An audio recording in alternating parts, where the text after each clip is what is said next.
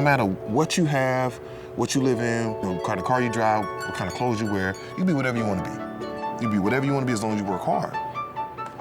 But the thing that I got the most out of it is I saw it, then I started to believe it, then I became it.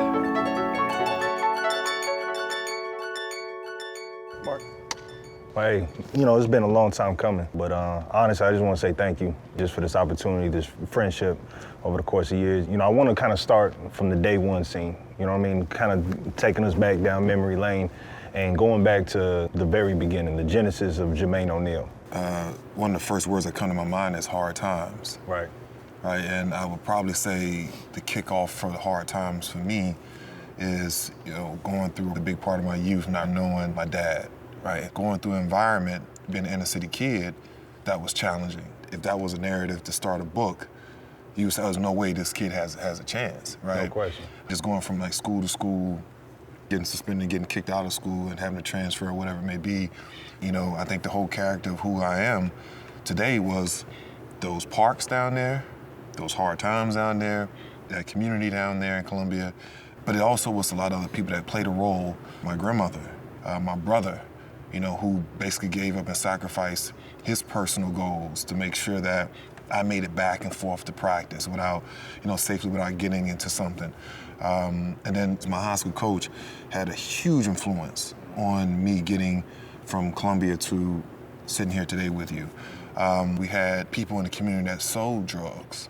Some of those people made sure that I never veered off. Right.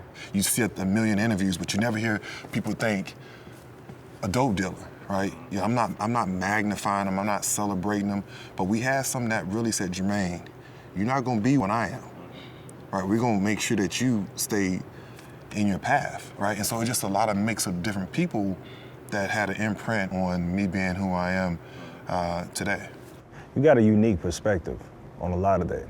You're able to have the ability, which is, I think, is a gift, to find the good in the bad. Right. You know what I mean? Do you think that's probably the most important thing that kids need to understand today in terms of like, hey, you're gonna have your highs and lows, right? But it's how you approach it. That is what builds the character who we are, right? If you are always winning, you'll never know what sacrifices, you'll never know what trials and tribulations are, and hell, you'll never value success the way you should value it because you've never struggled. Right. And I had a perfect example. I got a kid in my organization. He plays on our fifth grade team. His name is Isaac. Really good. He's a fourth grader playing fifth grade. Right? He's always played up, and he's a really good kid, really good player. And I asked him about the weekend, and he said, I didn't play as well, and I could have did this better. I said, so your brother films all of your video. So how many times have you watched video you playing bad? When he puts together your edit, do you watch your bad video? He was like, no. I said, well, you're learning more from the bad edits than you are from the good ones. Your ability to grow significantly is gonna be based off what you did wrong. The look on his face was like, well, I would never watch a bad edit. It doesn't make sense. It doesn't make sense to. I only want to watch what I do good. Well, that's not building the core of who you are. One of the things that I've always admired about you on how you went from your great playing career, but you didn't let that basketball playing career define who you are. Mm-hmm. You know what I mean? It's bigger than basketball. And so was that always in the back of your mind that you wanted to do something more than just staying in the game? It really started before I got to the end. And when I hurt my knee, that was kind of the real big aha moment. Maybe I'm coming on the downside of my career.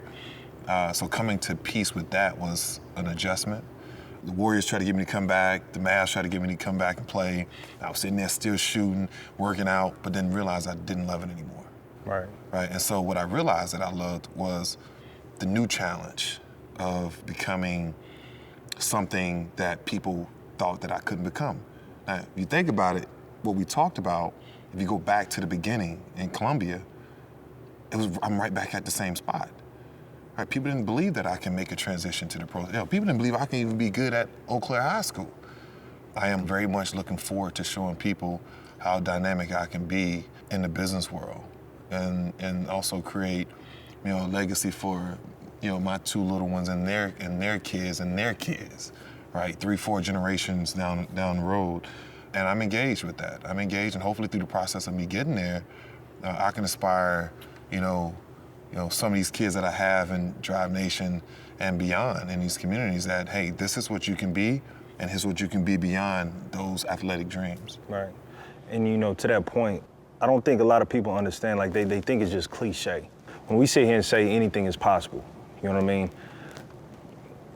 It goes back to, like you said, that belief. Right. But I think a lot of people in their environment, they stay in their environment on what's comfortable to them. But the only way to really be inspired and to make something actually happen, in terms of those dreams, you have to be willing to be uncomfortable. Gotta be uncomfortable. Or going into different business ventures that you're not gonna know of. You just gotta put yourself out there. Right. And now you actually see what you're capable of. And it's not just this facility. There's so many different other things that you've had success with as well. It's interesting. We've talked about a lot through this process, and we talked about, parents allowing kids to fail. Well, you gotta allow yourself to fail as well.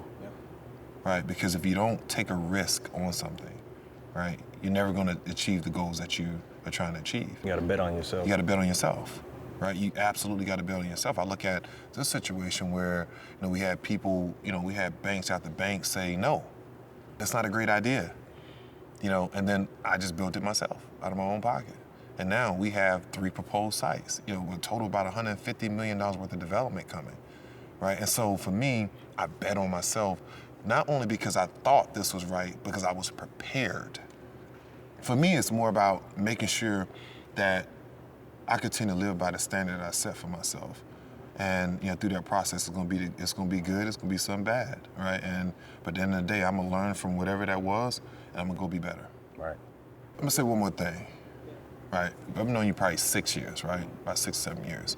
And when I look at the questions that you asked me, right, and the alignment of people, the trials and tribulations, the success, the failures, the hardships.